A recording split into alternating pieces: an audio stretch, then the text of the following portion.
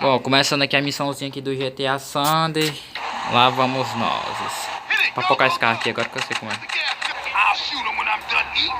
Essa casa sim, é basicamente.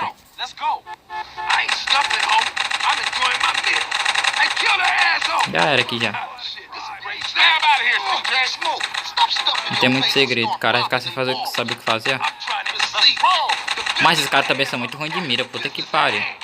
Um pá, morreu. Boa, moleque. Mano, quando eu era mais novo, eu tentava deixar essa luz aqui do farol, ó, dos carros, pra não quebrar, tá ligado? Na minha cabeça eles não... Cala a boca, pô.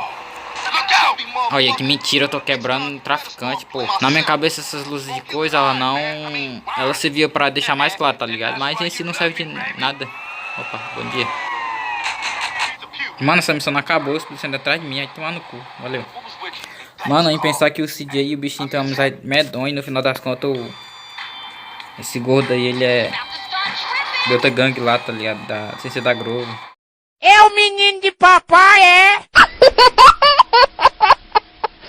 Mano, eu joguei tanto esse jogo aqui no outro lá, tá ligado? Que chegou numa parte que eu não consigo passar. Que é na... Porra, carro ruim do cão. Vou pegar mais? Fred e o Frederico.